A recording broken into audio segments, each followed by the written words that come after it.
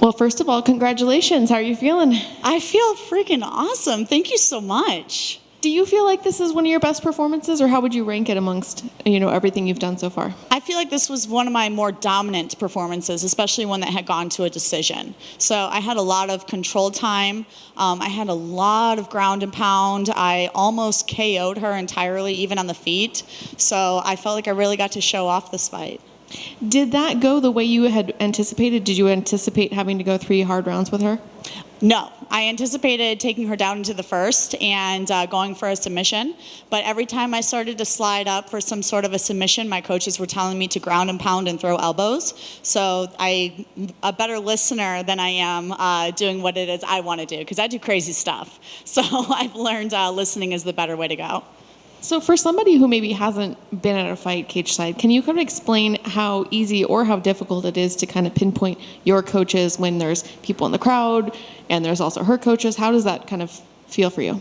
Well, we train for this. So I've always focused on hearing my coaches. And even when we're in the gym, we have very live rounds where basically the entire gym is watching us fight. You have everybody who's screaming at you and yelling at you, and being able to decipher who are your coaches versus who's just cheering, I think is a really major player in being a professional athlete.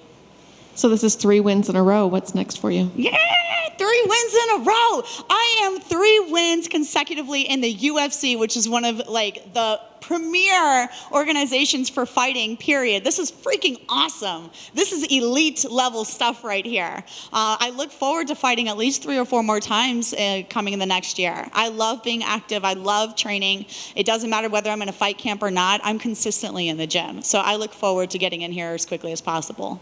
Do you have a name in mind, or are you kind of just give me anybody? I don't, but man, start putting me on some of these main cards. Let's go for these pay-per-view events. What are we doing here? I think this is my 3rd trip here to the Apex, which I love, don't get me wrong, but I want to be on these bigger shows. So, and I'm willing to show out. I hope that I've been entertaining enough thus far. Let's go. What are we talking about? Do you have a city in mind that you would like to fight in? Has there ever been a goal, My family's from Cleveland, and I know that the UFC does go to Ohio. I started training in Ohio out of Columbus for 8 years of the beginning of my career. So I would love to go back home and showcase some of these amazing things that I've gotten to accomplish post leaving Ohio and go back and be with everybody. And my last question, I know last time you were here, I believe, I asked you whose arms were better, Joe Rogan's or Bisping's.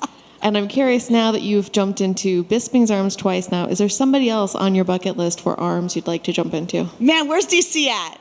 Put me on these pay-per-views. Let's get some DC. I was actually hoping Paul Felder was going to walk in there. But let's say Michael Bisping definitely got some redemption. So he got a take 2 on that one. That was a much better embrace.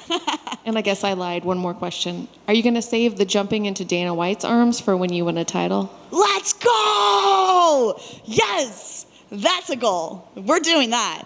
Dana better be looking out. No one is safe. Thank you. Excellent. Thank you very much.